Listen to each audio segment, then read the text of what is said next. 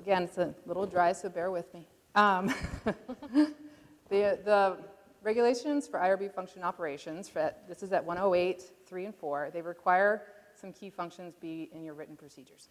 Conducting initial and continuing review, reporting findings and actions, reporting changes in research, reporting unanticipated problems and other serious continuing noncompliance, suspensions and terminations. Those all need to be in your written procedures. So there's actually a guidance for this as well from 2018. This hopefully assists institutions and IRBs in preparing and maintaining written procedures. HHS and FDA regulations allow a significant amount of flexibility in how you prepare your written procedures. I've seen them in many different forms and many different lengths, depending on your institution. You're small, you're large. There's a lot of flexibility, and you should use that flexibility to adopt your procedures. One of the tools I don't hear a lot about, but is out there in this 2018 guidance that I like to bring people's attention to, is there is a written procedures draft checklist. It is, I like to say, still in the 2018 version. However, the pre-2018 Common Rule. It's a really useful tool to make sure that you have a structure for your written procedures and you're not missing any major Common Rule required procedures. So, first quiz question. The Common Rule requires that the process for posting the consent form be in the IRB's written procedures. Requirement per the 2018 Common Rule, the posting of the informed consent form.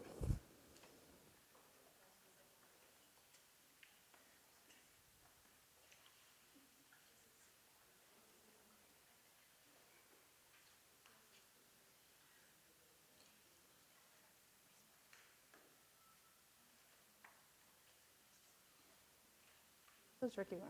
I think it's kind of a trick question. It's a trick question. We can't make them that easy.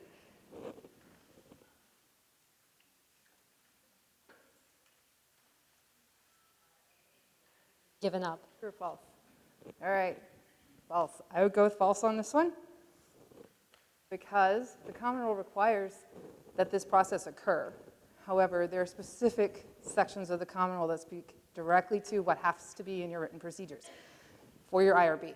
If this occurs, when this occurs, it needs to be written down. It needs to be in your procedures how it happens, but I'm seeing it happen in different offices in different ways. As long as it happens, that's what we care about. So it's not necessarily part of that core written procedures for the IRB.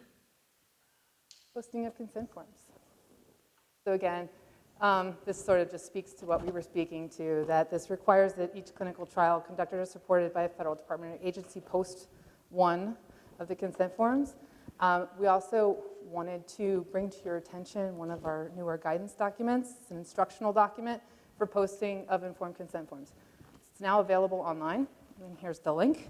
And it talks about exactly how to do it, which websites we say are websites that actually fulfill this requirement, clinicaltrials.gov and regulations.gov. So I definitely recommend you take a look at those. Again, they're relatively new.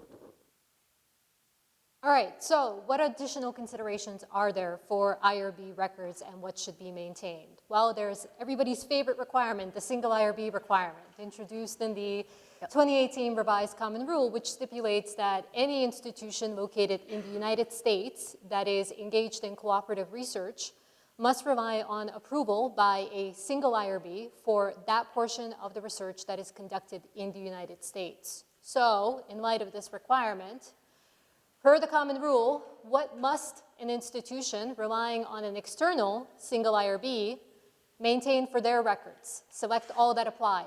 A, the minutes of single IRB's review. B, IRB membership rosters for the single IRB. C, the single IRB approved protocol. D, reliance agreements between the single IRB and the institution.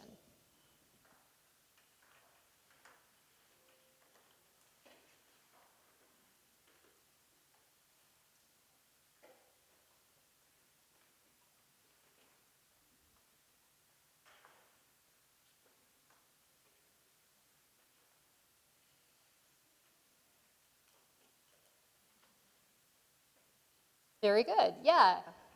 That's about what I so expected what's to say. required is D, the reliance agreement between the single IRB and the institution. But Amanda, do you want to say a bit more about the other items? Yeah, I think there's a lot of discussion right now about institutions maintaining full shadow files from their single IRBs and or external IRBs. And that's really not required.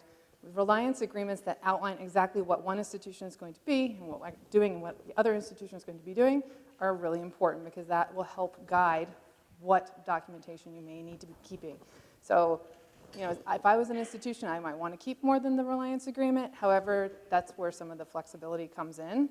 And I think we've also seen a lot of popping up of post-approval monitoring, things like that to help with this, to find that what's going to work best for your institution. But what the IRB really needs to have is that reliance agreement. And speaking of reliance agreements, again, everybody's favorite thing to work on, which of the following statements about reliance agreements are false? Select all that apply. A, reliance agreements may allow a single IRB to review all research conducted at an institution that has no IRB. B, reliance agreements are always broad in scope and cannot be limited to review of one specific protocol or a small number of protocols by the single IRB. C, reliance agreements may allow the relying institution or institutions to participate in any phase of the IRB review process or obtain information about concerns of other sites. D, reliance agreements may specify if the institution or the single IRB is responsible for reporting incidents to OHRP. So, which of the following is false? Select all that apply.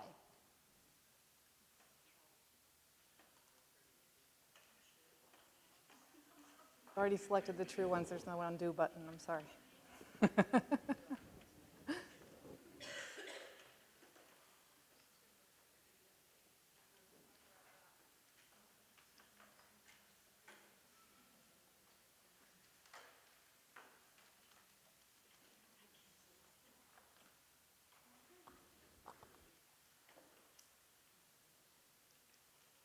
Right, I think voting has slowed down. Yeah, that's true. So B is false. Reliance agreements must not always be broad in scope and can indeed be limited to review of one specific protocol or a small number of protocols by the single IRB. All right, so what else should we consider about reliance agreements? Well, I think fundamentally the take-home message about reliance agreements is that they should include clear information about who does what and who is responsible for what. They can be flexible and highly customizable. They can cover one protocol or multiple protocols or all research within a certain set of parameters.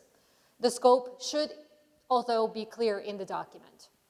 They can also include provisions such as the ability of the relying institutions to participate in any phase of the IRB review process or obtain information about concerns of other sites. And we do also have FAQs on reliance agreements and a sample reliance agreement that you can use at your institution. And the links are provided on this slide. All right. And on to sort of our final topic, which is investigator records. So if investigators have been designated to retain certain records by the IRB on behalf of the institution, then they need to retain them in some form. So again, this is the stepping a little outside. And the next question is, which of the following statements is true about maintenance and retention of records? Select all that apply. So per the common rule, records must be retained for a minimum of 3 years after completion of the research. Sponsors such as FDA and NIH and others may require longer retention. Or B, records must be accessible for inspection and copying. Or C, records may be maintained in printed form or electronically. Or D, additional state and local laws for IRB record maintenance and retention may apply. Select all that apply.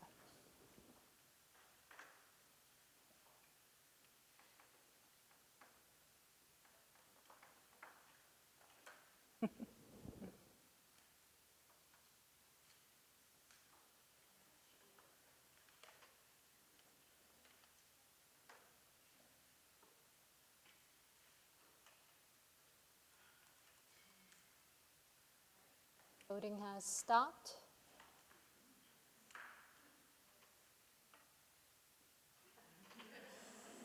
Exactly. Which is the truth, they're all true. So, and this is, again, how we were sort of wrapping up this presentation concerning, because, records and how to retain them. But we do have more time. Thank you for hanging in with us at the very end of the day. But Mariana, we want to take some questions? Yeah, we want to take some questions on the topics that we've presented on today. And I know that there are microphones on both sides of the room. So if you can, just raise your hand and they'll come to you. And there's a question on this side here. Yay. So I hope I'm not going to get my institution in trouble. Do we have to have meetings? Because we do almost all of our IRB stuff by email, and I keep records of other IRB members' reviews, but we don't meet in person. You don't meet in person, or you don't meet at all? Because nowadays, many people don't ever meet in person. They meet electronically. We don't have Zoom meetings. Don't have meetings, We yeah. just discuss things over email. I'm at a liberal arts college. We don't do any clinical stuff. It's just all social behavioral, expedited, occasionally a full review.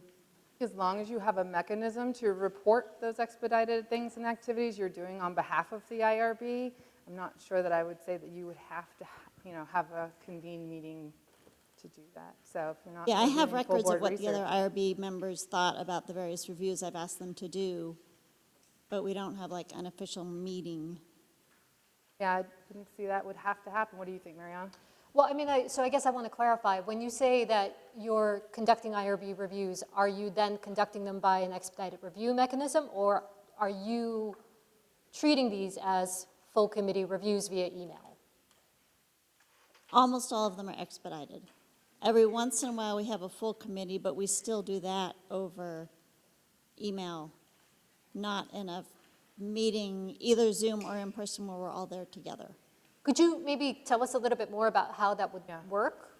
So the back and forth form. email exchanges, one person summarizes the study. Yeah, so I'm the chair. I send a form that has the different bullet points on the IRB proposal.